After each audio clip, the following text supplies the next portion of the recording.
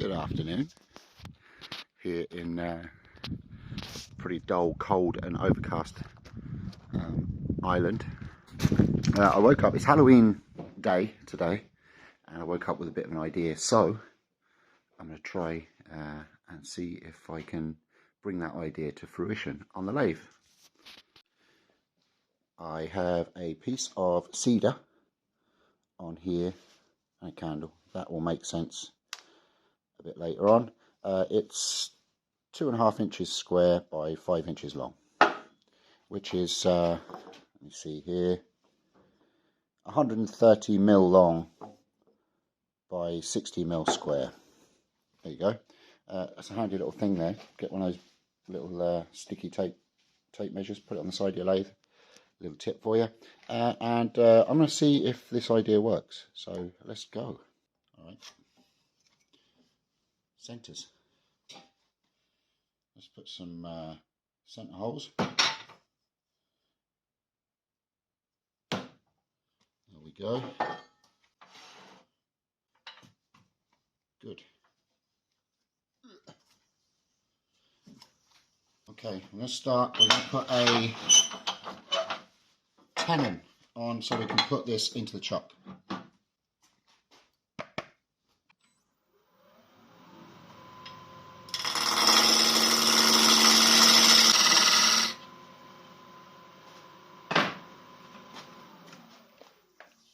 There we go, tenon. Just did it with a skew very quickly. Pop that in there. Next is I'm going to cut out a mortise for my candle to fit.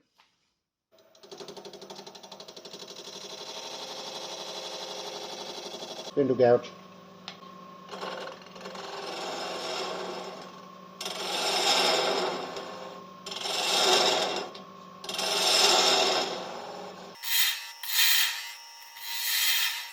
Modified box cutter.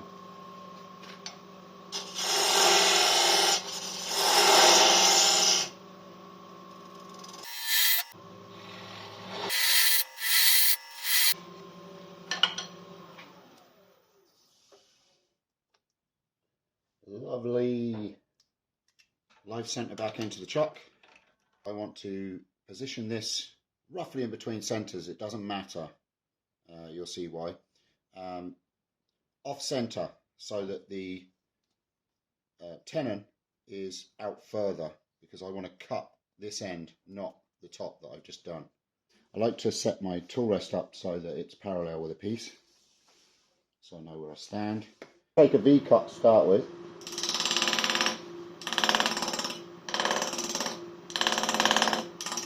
So this is how I have it set up. I have it off center. Doesn't matter if it's wiggly this way. Kind of eyeballed it centrally this way.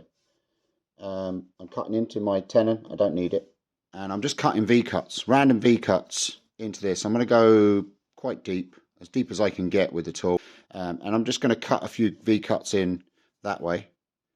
And then I'm going to flip it and cut a few V-cuts the other way. When I'm cutting, I'm looking up here in the ghost. See the ghost? That's the air wood, just there. Solid wood, air wood.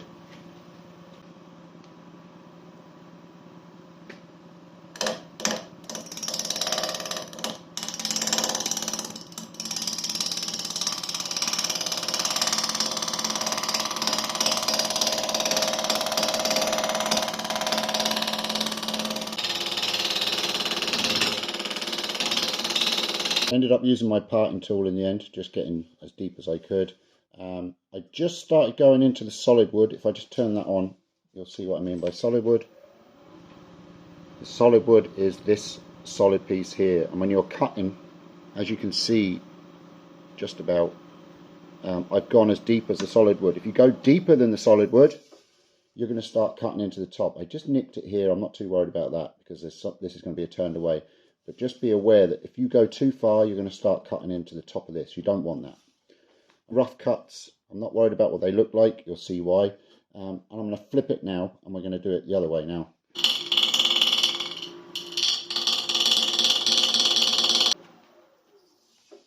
Right, that'll do.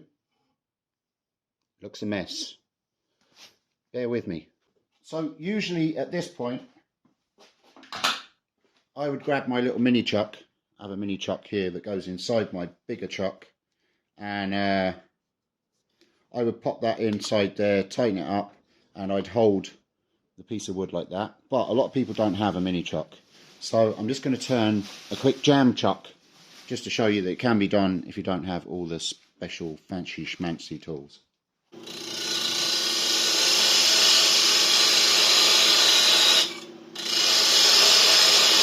Already have the calipers set for when we did the mortise, and so we're just doing an opposite, making a tenon now.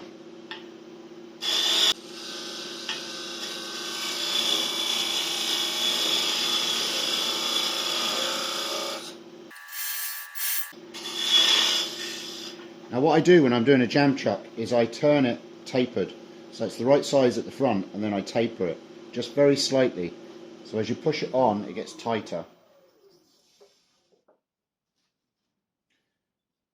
Like that. That'll be nice and tight when that's held on there.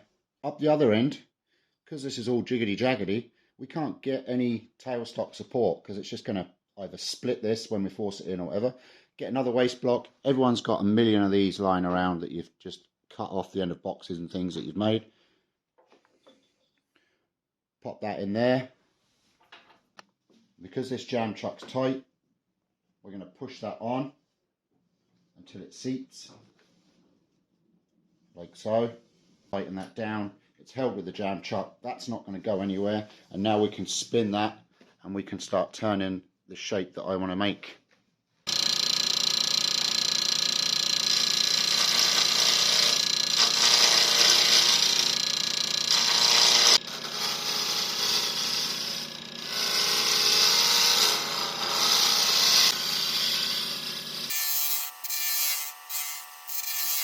Okay, that's a good enough shape for now. Let's hollow the bottom. Now, because we're relying on a jam chuck here, and I'm going to be hollowing this out, I'm going to wrap some tape around this, just for a bit of extra safety. Just a small bit of duct tape, just like that. That will stop that from spinning. And if it does come loose, I'll have a little bit of time to know that it's moved, rather than just pulling it off and throwing it. Alright, let's hollow the bottom of this. You can probably tell what we're making now. We've got to take this nice and easy because we've got cuts here. It's going to be a very kind of jaggedy kind of cut, so it'll be a bit scary with the sounds and stuff, but we should be good.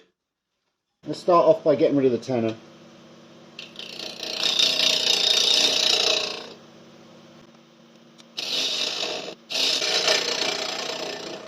You can see the air wood inside where there's all the cuts. Start from the centre, just like you're hollowing normally.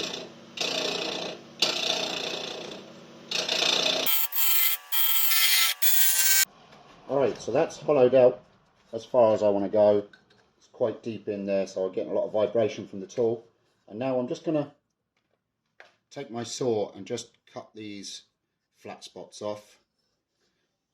Just to give it a little bit of shape and character.